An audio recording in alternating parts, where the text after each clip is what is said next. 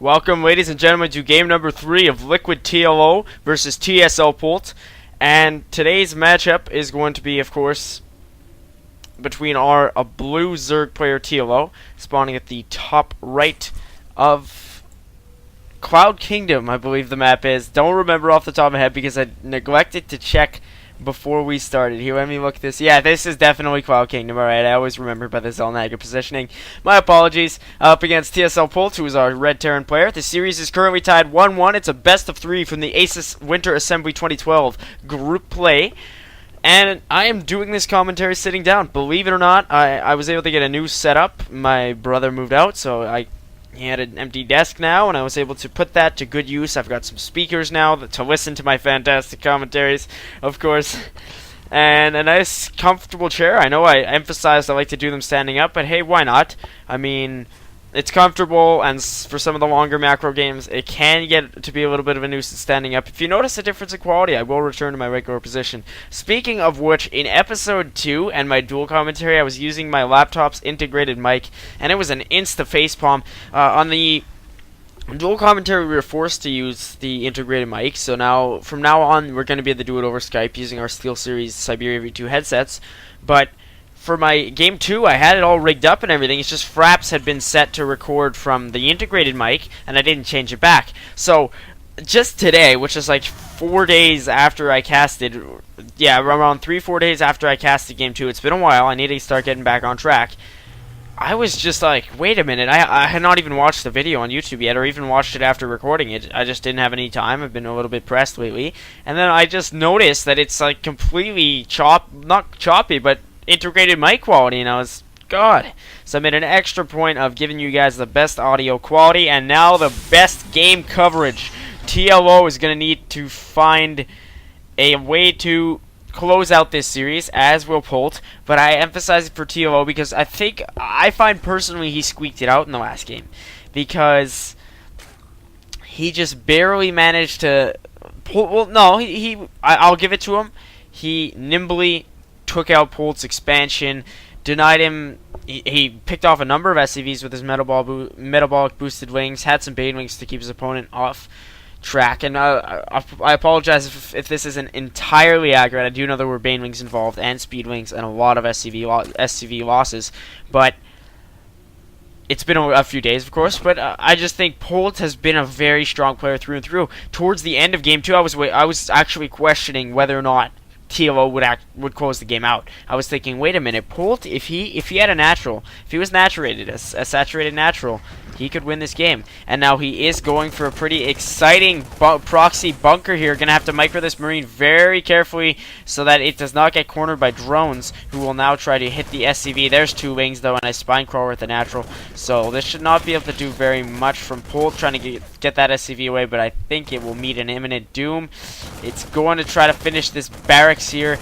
Meanwhile, barracks bunker, that'd be a little bit fast for a barracks building time. And is it going to finish? This could be a key moment in the game this early on. Ladies and gentlemen, the bunker finishes.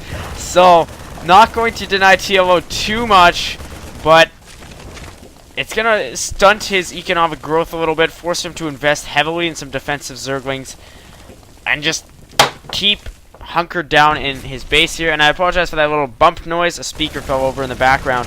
So while he's doing this and just keeping pressure on TLO, this Queen is going to try to pick off some Marines. Both of them sustaining minor damage. While this is all going on, down at Polt's base, we have the command center on the way with the reactored Hellions and Tech Lab play. So 1 barracks with the Tech Lab, 1 factory with the reactor, and some Hellions on the way. That is dangerously good here, ladies and gentlemen, because he's keeping his opponent bottled up. If he can just hold off long enough and micro well enough just to keep this Queen and spine crawler off balance, he's going to be salvaging the bunker right now just before it burns.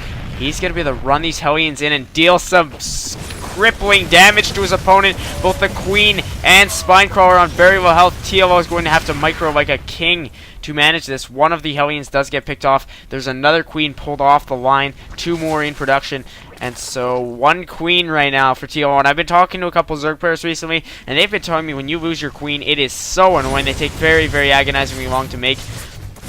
So I did not personally know that, but I do know that Hellions are so very good at roasting drones like Polt is doing. Fantastic harassment play here. He kept his opponent bottled up with a bunker. He's been able to just get his fast expand. He should be lifting this off real soon, and he is. Just getting that mule out, of course, first.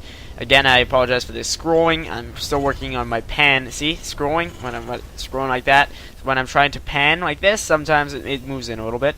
So anyway, we do have just 2 Hellions hanging out here, scouted by the Overlord. A nice little Overlord placement here. Probably going to try to creep it in the back and see that fast expand. 2 more arriving to reinforce. And Stimpaks, 2 more Hellions on the way from Polt. With 2 racks and metabolic boost for a Zerg player. He has a Roach Warren as well. And I don't know if you guys noticed in the actual population tab the past minute or so, Polt was at 33 and TLO was at 45, and then before we knew it, they're tied. So that's just Polt's production capability because he's kept his opponent bottled up. I've always thought that way. If you can bottle your opponent up, you're just doing so much damage to them economically. Sure, he's probably going to lose these Hellions in short time, though he will be able to roast off that Spinecrawler and probably deal some damage to the Queens. The damage is done. I mean, TLO is not going to be able to get third for the foreseeable future. He has to invest in like 13 roaches. They will be able to force off the Hellions, but I mean, as I just finished saying a million times, TLO's been bottled up, and he's had to invest very heavily in this ground force. But then again, on second thought, this bunker only now going up for Polt, and TLO has jumped around 30 population, which is, of course, the astonishing part of the Zerg race. He could deal some damage himself. So let's look right before this engagement starts. 9 workers killed for TSLPolt, and LiquidTLO going to now move in to Polt's natural. Let's see what he can do. I don't know how these Hellions are going to be microed. Some of them have fallen, I believe, to roaches / lings. And this natural may very well be picked off. We do have a Baneling nest in production from TLO, and he supply blocks Polt. So, ouch. Ouch, ouch. There's plenty of Marines and Marauders. Should be able to hold off against this force. But, wow, TLO has gotten himself back on even ground at this point. He's denied the natural as a whole. So he completely obliterated the natural. It was only beginning to get naturated. For anybody newly joining, that is when a natural is saturated. I know I repeat the definition in every game, but I want this term to be widespread. Hey, one day Urban Dictionary, you never know.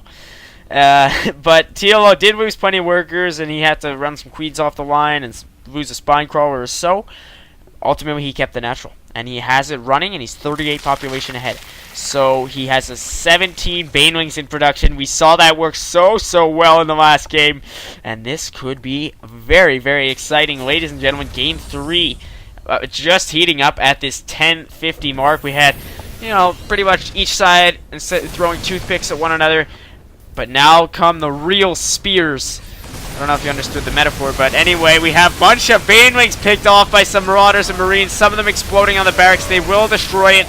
Some of the biological Terran forces hopping in that bunker. Actually, only 1 soldier. That is a Marine.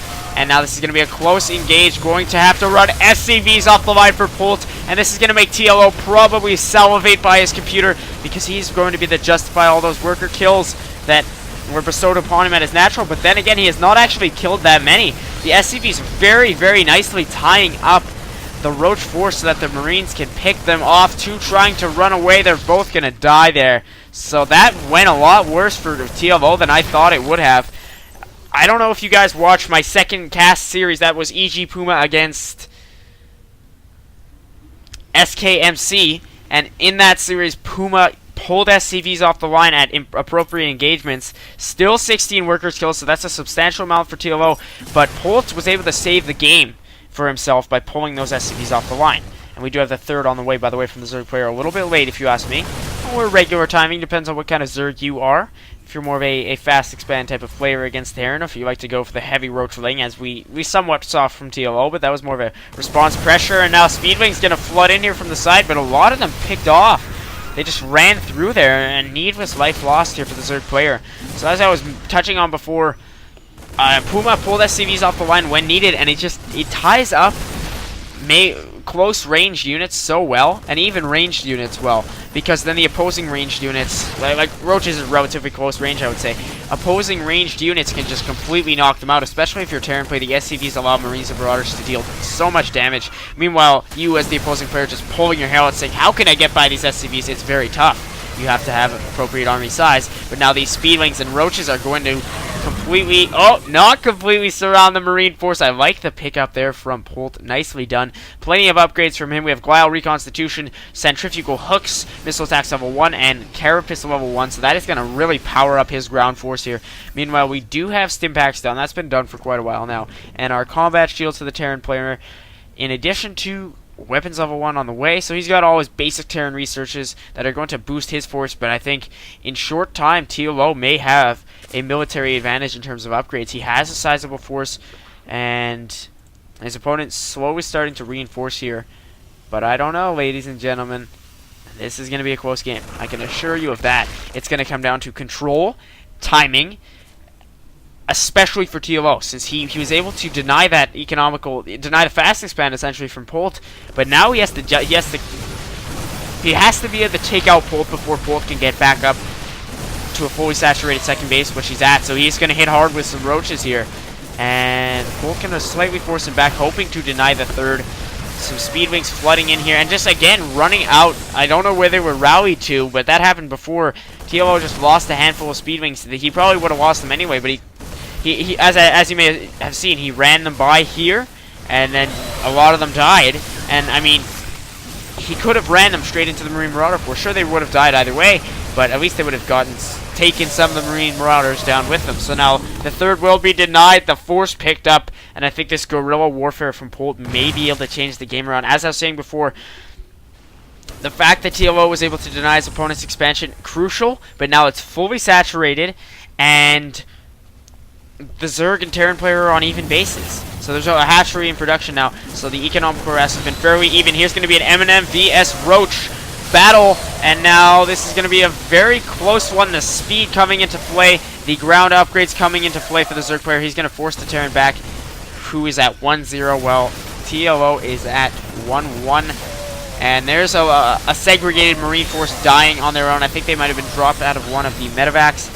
And so the Zerg continuing to reinforce. He just has a handful of Overlords over here. And again, the Terran will be... It's going to be a very close battle. But as I said before, the Terran's guerrilla warfare, even from early in the game with those Hellions and Bunker, has kept his opponent off balance. So I think TLO is going to keep producing the Roach Wing, but he's got to start to transition. We have not seen very many Banelings. I did see that Centrifugal Hooks research on the way, but I guess he's not had time to morph into Banelings. He's getting Burrow and Ventral Sacks. This could mean some drops if he can tech up to that point, but now there's those tanks coming into play with their siege tech.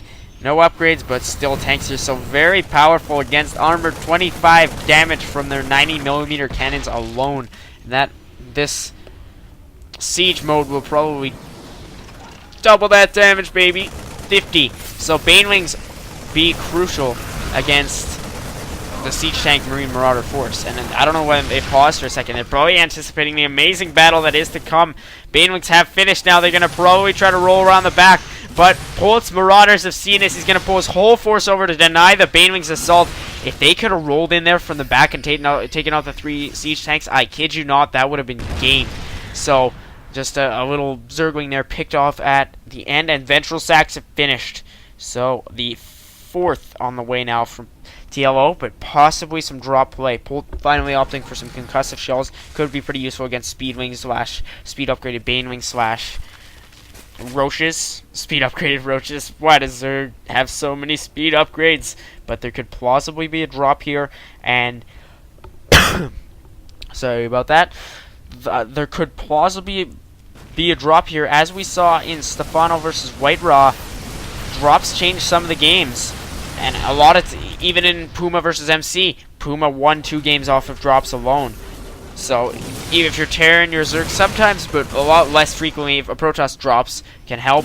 There's a nice burrowed Baneling bomb scan there from our Terran. And there's the siege tanks just rupturing some serious Zerg acid creatures. I like using synonyms, and Banewings just wasn't gonna work for me. So now the Terran player moves right into TLO's third, and he GG's. That is, of course, TLO GG's, not Bolt. He's not pulling an Idra. So that is going to wrap up the third and final game of our series. Polt will win this one 2-1. I hope you enjoyed this first TVZ matchup. As always, feel free to leave any comments, feedback, subscriptions, of course, makes my day every time I get one. I will talk to you guys soon. Os77SC signing off.